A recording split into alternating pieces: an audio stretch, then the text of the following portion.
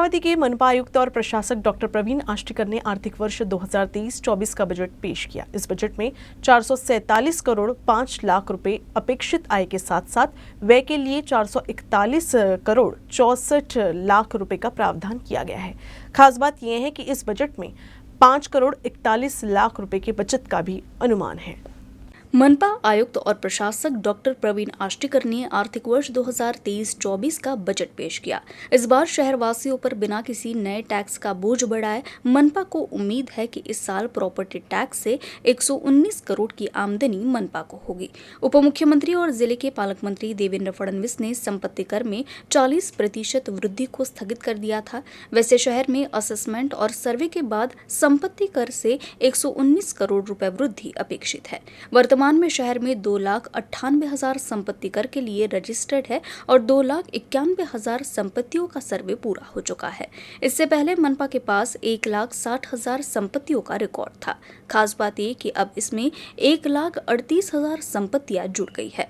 मनपा के बजट में स्वास्थ्य, शिक्षा, शहर के विकास की कई योजनाओं के लिए पर्याप्त प्रावधान किया गया है। इस साल मनपा ने 447.05 करोड़ की आमदनी की उम्मीद रखी है, जबकि 441.64 करोड खर्च का प्रावधान है। हे या अंदाजपत्रकाचा प्रति पाहता मला आज खरंच आनंद होत आहे की आपण कुठलीही नवीन कराचा बोजा या पुढच्या आर्थिक वर्षामध्ये अमरावतीकर नागरिकांवर न वाढवता सुद्धा आपण रक्कम रुपये 849.71 कोटीचे जे काही बजेट आहे हे बजेट आम्ही आपल्याकडे सादर केलेलं आहे। या अंदाजपत्रकाच्या काही वैशिष्ट्य आहेत अंदाजपत्रकाची ती मी आपल्याशी आज खऱ्या अर्थाने शेअर करतोय। याच्यामध्ये अमरावती महानगरपालिका हे सन 2022-23 ही आज आर्थिक वर्ष आहे।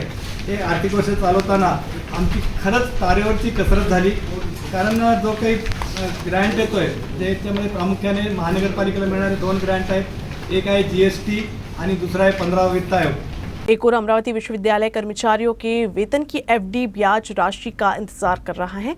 वहीं दूसरी ओर एक बड़ा खुलासा हुआ है। विश्वविद्यालय प्रशासन ने पिछले 7 साल से जनरल फंड से बेवजह 100 करोड़ रुपए खर्च किए हैं। ये खर्च शैक्षिक गतिविधियों, जागरूकता अभियान और अन्य कार्यक्रमों पर खर्च किया गया है। फिलहाल विश्वविद्यालय आमदनी अठन्नी और खर्चा रुपया वाला है, लेकिन इसके बावजूद विश्वविद्यालय में अनाप शनाप खर्च हो रहे हैं। पिछले 5 वर्षों में अधिकारियों ने नई योजनाओं, शैक्षणिक विभागों, प्रोफेसर्स को प्रति घंटे के आधार पर नियुक्ति, आउटसोर्सिंग का भारी खर्च, ऑनलाइन कार्यों के लिए एजेंसी, परीक्षाओं के लिए ऑनलाइन कार्यों के लिए माइंड लॉजिक भारी व्यवस्थाओं पर खर्च किया है, जैसे प्रोमार्क, स्व वित्त पोषित योजनाओं या नवीन शैक्षिक विभागों पर सामान्य निधि से खर्च किया जा रहा है।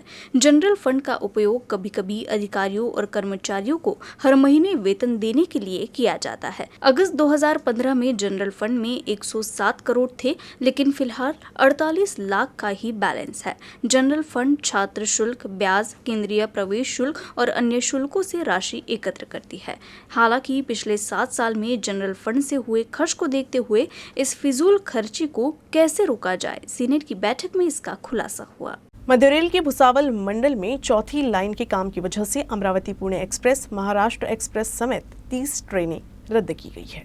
मध्य रेलवे के भुसावल मंडल में भुसावल से बादली शिक्षण के दौरान चौथी लाइन के काम के कारण 30 और 31 मार्च को 2 दिन का मेगा ब्लॉक रहेगा, जिससे मुंबई हावड़ा रूट पर अमरावती पुणे सुपरफास्ट एक्सप्रेस, अमरावती सूरत एक्सप्रेस, महाराष्ट्र एक्सप्रेस सहित 30 ट्रेनों को 29 मार्च से 1 अप्रैल तक रद्द कर दिया गया है। कुछ ट्रेनों को दूसरे रूट से चलाया जाएगा। अमरावती जिले के तिवसा तहसील के शिरसगांव मोजरी में 32 वर्षीय युवा किसान की करंट लगने से मौत हो गई। खेत में फसल में पानी डालने के दौरान किसान को करंट लगने से उसकी मौत हुई है। अमरावती जिले के तिवसा तहसील के शिरसगांव मोजरी में 32 वर्षीय दीपक कुबड़े गांव के ही पुलिस पाटिल राव साहेब देवघरे के खेत में फसल को पानी देने के लिए गया था। तभी बिजली के पोल से संपर्क होने से उसे करंट लग गया। जोरदार झटका लगने से वो बिजली के पोल से ही सटा रहा और उसकी मौत हो गई। इस घटना के बाद अन्य किसानों ने ही इस संबंध में बिजली विभाग को जानकारी दी, जिसके बाद पुलिस और बिजली विभाग के अधिकारियों की उपस्थिति में पंचनामा कर शव को पोस्टमार्टम के लिए भेजा गया। इस घटना से मृत किसान के परिवार को गहरा सदमा पहुंचा है। शिरसगांव मोजरी येथील श्री रावसाहेब यांच्या शेतात विद्युत अपघात घडलेला आहे. त्याचं स्थळ निरीक्षण अहवाल स्थळ पंचनामा करण्यात आलेला आहे आणि इलेक्ट्रिकल इन्स्पेक्टर या स्थळ पंचनाम्यावरून त्यांचा अभिप्राय देतील. नव तेजस्विनी महाराष्ट्र ग्रामीण महिला उद्यम विकास परियोजना के तहत महिला आर्थिक विकास महामंडल द्वारा अमरावती के विभागीय क्रीड़ा संकुल में एक प्रशिक्षण कार्यशाला आयोजित किया गया. इस दौरान वरिष्ठ अधिकारी और अतिथिगण उपस्थित थे. इस दौरान पंजाबराव देशमुख लॉ कॉलेज के प्राचार्य डॉक्टर वर्षा देशमुख ने कहा कि संवैधानिक अधिकारों और महिला अधिकार कानूनों के बारे में जागरूकता पैदा करना हम सभी का नैतिक दायित्व है. महिलाएं सशक्त होंगी तो पूरे समाज का विकास होगा, इसलिए महिलाओं को अधिकारों के प्रति जागरूक होना चाहिए. जिला आपूर्ति अधिकारी डीके वानखेड़े ने सरकारी राशन की दुकानों को उपलब्ध कराने के प्रावधानों की जानकारी दी. कार्यशाला के द्वितीय सत्र में तहसीलदार निकिता जावरकर ने भाग लिया एवं मार्गदर्शन किया. उन्होंने कहा कि कानून की जानकारी न होने के कारण अक्सर महिलाएं अपने अधिकारों से वंचित रह जाती है. उन्होंने हिंदू विरासत अधिनियम, लक्ष्मी मुक्ति योजना, पति के जीवन काल में पत्नी की संपत्ति में अधिकार संबंधी संकल्प 7/12 में महिला नामकरण की प्रक्रिया, आवश्यक आवेदन प्रक्रिया पर मार्गदर्शन दिया. असा एक म्हणजे हे आला जेव्हा सुप्रीम कोर्टाचं डिसिजन असतं ते बाकीच्या कोर्टांना लागू झालेलं असतं. तिथे जो निर्वाळा होतो तो डिसिजन होतो ते खालच्या कोर्टांना अप्लाय होतं. त्याला प्रेसिडेंट म्हणतात, केस लॉ म्हणतात. तर त्याच्यामुळे त्यांनी सांगितलं काही गरज नाहीये. त्याच्या ऑपोजिट विरुद्ध वडील असो किंवा नसो त्या महिलेला तिच्या आई वडिलांच्या प्रॉपर्टीमध्ये तिला हिस्सा मिळणार आहे. तर ऑपोजिट होते, खूप कन्फ्युजन होतं. मग आता 22 मध्ये वनिता शर्मा वर्सेस ह्या केसमध्ये युनियन ऑफ इंडिया ह्या केसमध्ये त्यांनी सांगितलं की हो जी संपत्ती आहे त्याच्यात मुलगा असो की मुलगी असो मुलींनाही तेवढाच 50% वाटा राहणार आहे. सांसद नवनीत राणा ने भाजपा सांसद गिरीश बापट को श्रद्धांजलि दी. गिरीश बापट का बचपन अमरावती जिले में बीता. नवनीत राणा ने प्रतिक्रिया देते हुए कहा कि उन्होंने एक ऐसा नेता खो दिया है जिसे जनता प्यार करती थी. नवनीत राणा ने ये भी कहा कि गिरीश बापट हम जैसे युवा पीढ़ी के लिए आदर्श थे. मला असं वाटतं बापट साहेब जेव्हाही मला ॲज ए कलिग आम्ही सभागृहात भेटलो तर एक तर रिस्पेक्टेडच्या नजरेने, कारण पालकमंत्री राहिलेले, राज्याला जे मंत्रिमंडळमध्ये राहिलेले व्यक्ती सर्व केलेला आहे महाराष्ट्राला. आणि आमची अमरावती, चांदूर, बडनेराशी त्यांची नाळ जुळलेली आणि खूप लहानपणापासून ते बडनेराला खूप जुळून होते. जेव्हाही मी भेटायची ते ट्रेनबद्दल, अमरावतीत अजूनही फॅसिलिटी आल्या पाहिजे आणि त्याच्याबद्दल नेहमी त्यांना आपुलकी राहायची.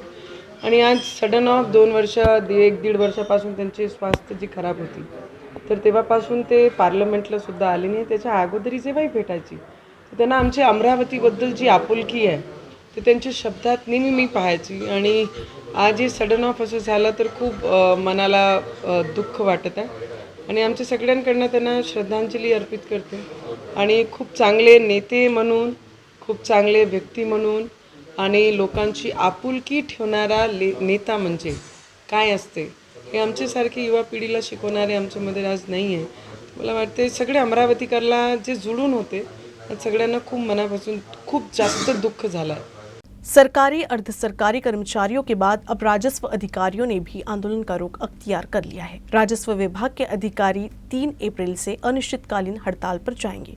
इस राज्यव्यापी आंदोलन में डिप्टी कलेक्टर, तहसीलदार और नायब तहसीलदार भी शामिल होंगे. इस राज्यव्यापी आंदोलन में डिप्टी कलेक्टर, तहसीलदार और नायब तहसीलदार भी शामिल होंगे.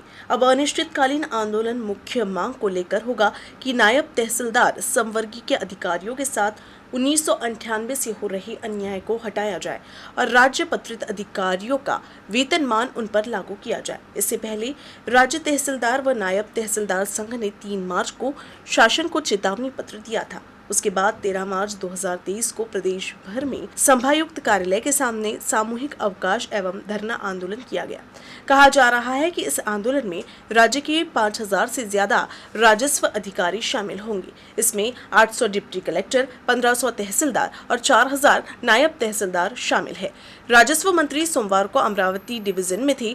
अधिकारियों के एक प्रतिनिधि मंडल ने जिला कलेक्टर को एक निवेदन सौंपा. अमरावती जिला राजस्व कर्मचारी संघ ने बुधवार को कलेक्टर पवनीत कौर व उपायुक्त राजस्व संजय पवार को निवेदन दिया. महाराष्ट्र राज्य तहसीलदार नायब तहसीलदार संघटनेने नायब तहसीलदार या पदाच्या ग्रेड पे साठी सदर आंदोलन उभारलेलं आहे. नायब तहसीलदार हे पद वर्ग 2चे राजपत्रित पद आहे, मात्र त्याचा ग्रेड पे हा त्या मानाने कमी आहे, 4300 आहे. आमची मागणी ही 4800 ग्रेड पे नायब तहसीलदार यांना असावा अशी आहे. सदर मागणीला धरून आम्ही बरेचदा शासनाकडे पाठपुरावा केलेला आहे, निवेदनं दिली आहे, विनंती सुद्धा केलेली आहे. मात्र 7व्या वेतन आयोगात सुद्धा आम्हाला बक्षीस समितीच्या माध्यमातून यामध्ये न्याय मिळालेला नाही. त्या अनुषंगाने आज आंदोलनाचा पवित्रा आम्ही घेतलेला आहे, परंतु अद्यापपर्यंत त्यामध्ये कुठलीही ठोस भूमिका शासनाकडून आलेली नसल्यामुळे आम्हाला आमच्या आंदोलनावर काम बंद आंदोलनावर आम्ही आता ठाम आहोत आणि येणाऱ्या 3 एप्रिलपासून आम्ही काम बंद आंदोलन करत आहोत. रामनवमी और हनुमान जयंती के मौके पर अमरावती शहर में नेताओं समेत विभिन्न संगठनों और राजनीतिक दलों के बैनर लगने शुरू हो गए हैं. इसमें राणा कपल के पोस्टर चर्चा का विषय बन गए हैं.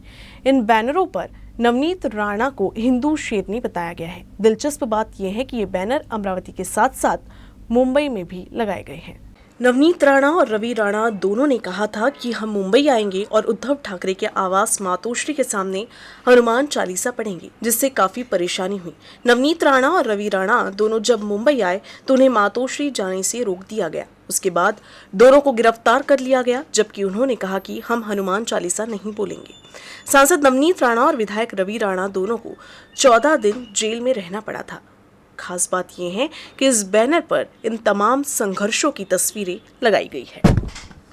चांदुरबाजार तहसील के विकलांग भाइयों ने नगर पालिका द्वारा हर साल सानुग्रह अनुदान राशि वितरित की जाती है. भाजपा की ओर से नगर निगम प्रशासन को निवेदन देकर इस कोष को बढ़ाकर कम से कम 5000 रुपए करने की मांग की है.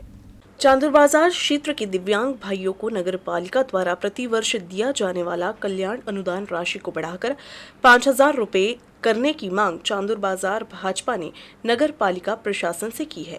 एक मजबूत और स्वस्थ बच्चे का सपना हर किसी का होता है, लेकिन कुछ सपने जन्म के समय विकलांगता के साथ अभिशप्त हो जाते हैं.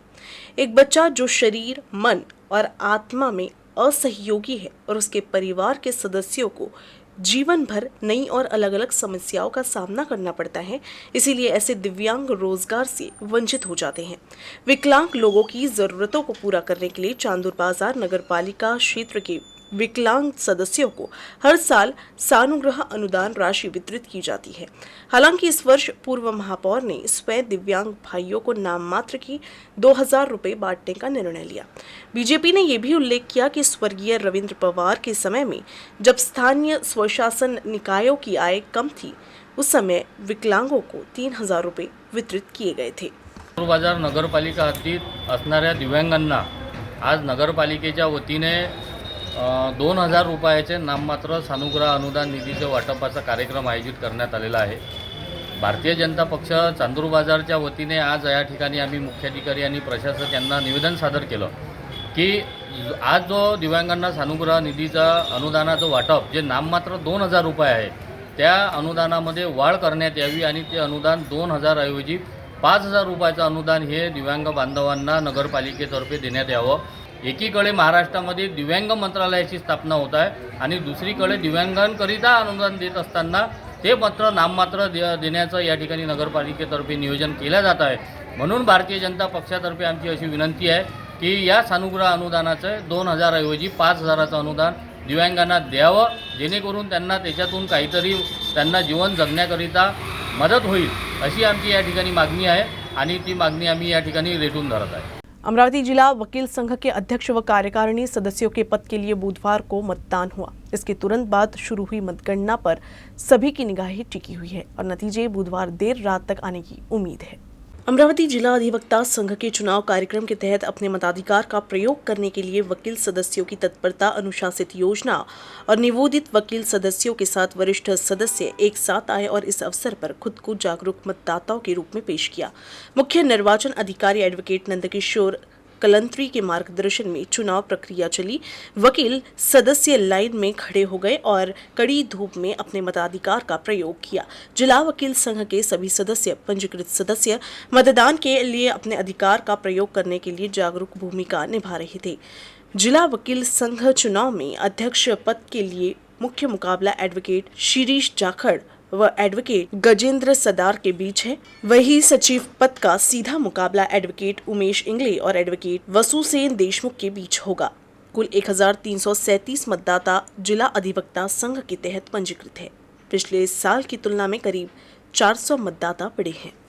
अमरावती के अंबा देवी मंदिर में आरती के दौरान स्थानीय भक्तों के साथ ही विदेशी भी शामिल हुए। खास बात तो ये है कि ये विदेशी भक्त सुर और लय में माता के भजन, जोग और आरती उतारकर सभी को आश्चर्यचकित कर दिए। अंबा मंदिर में विदेशी पर्यटकों की भागीदारी से पूरा माहौल काफी उत्साहवर्धक बन गया था।